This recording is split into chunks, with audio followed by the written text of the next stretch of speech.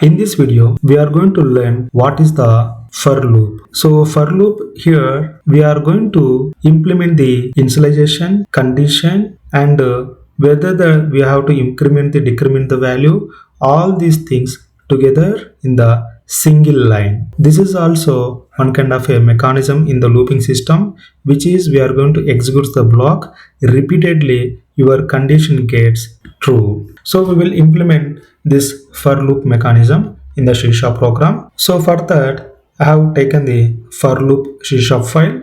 In that I have created the one class. I set this class as a startup object in the project. Let's go to the for loop. So for loop, always we are going to start with the for keyword of the C#.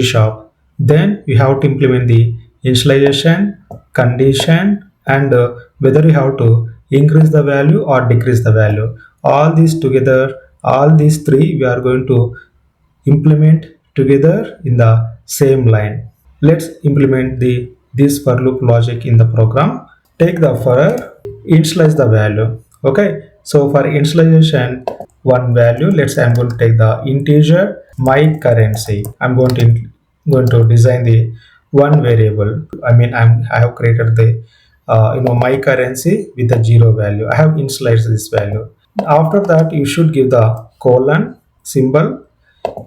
Now after that, you have to prepare the condition. So as of now, I'm going to prepare the condition like my currency less than 5. Okay, again you have to give the colon symbol. Now next is you have to give the increment the value, increment that value. So I'm going to prepare the my currency is equal to my currency plus 1. That's it. Okay, so what we can derive, this is we can say initialization, this is we can say condition, and we are going to say that assignment. Okay, so now in this block I'm going to prepare the one small statement.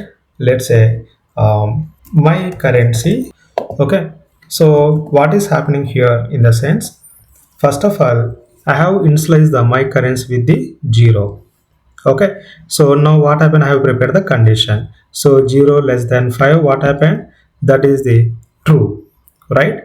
So now once it is true, then I'm going to come in the inside and I'm printing the my currency. So whatever the my currency value is there, that will be print. So first time it will be the 0. Now again what happened, I'm assigning the whatever. Keep in mind, every time whatever the current value, that current value is the very important. Okay, so how much increment, this is every time I'm doing the plus 1. If you want to increase the value with the plus 2, you can do in plus 3 in the while loop and do while.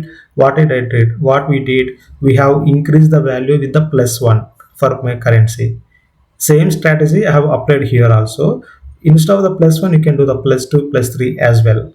Okay, so now here what happened, in whatever the my currency is there, I'm just adding the plus 1 it will become. Okay, so 1 less than 5, yes, that's correct. Again block will be executed. So in the looping mechanism, every time we are executing the block repeatedly. That is the first point you have to keep in mind. And then second point is that condition, whether the condition is true, then block will be executed. Condition is false, then block it won't be executed. Always condition is the important. Okay, so condition is here, my currency less than 5. Whatever the my currency, that is whether that is a my currency 15, 10, 1 lakh or 2 lakh, whatever. Okay, so whether the condition is false, then your block of code it won't be executed. That is the main important.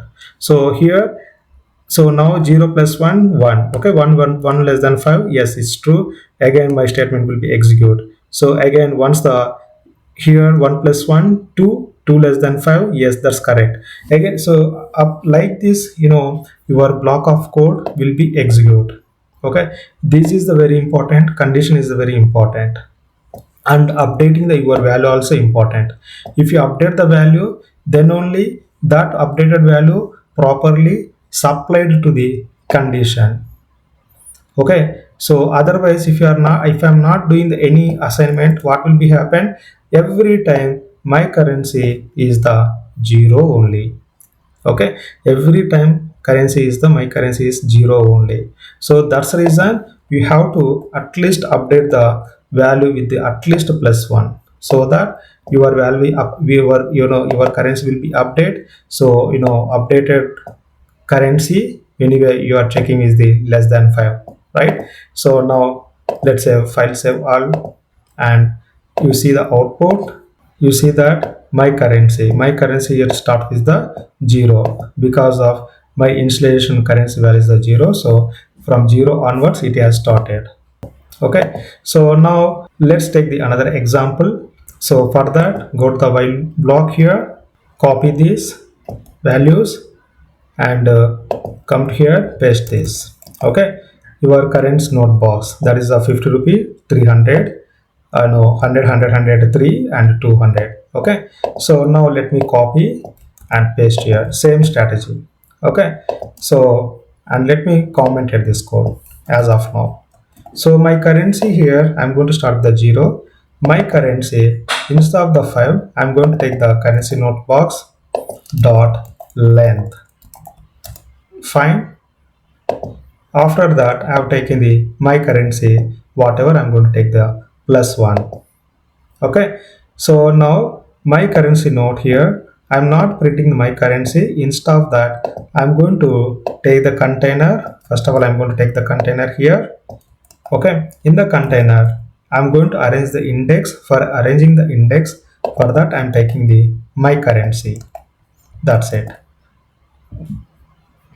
Okay. So now if you see the output, now you see that all currency notes have printed.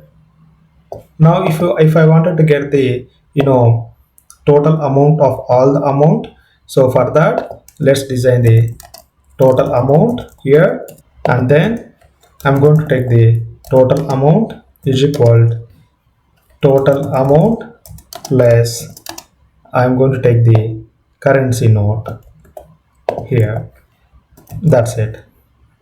Okay, so now once it is completed, after that outside of this for loop block, I'm going to write down the console.write line total amount is. Okay, total amount. That's it. Okay, so once this block is executed, whatever the total amount I'm having, that total amount I'm printing. Okay, so go to here, debug, and start without debugging. So you see that total amount is 550 rupees. I got it. So in this way you can understand what is the for loop in the C sharp. So actually for is the one kind of a looping mechanism in the C sharp.net.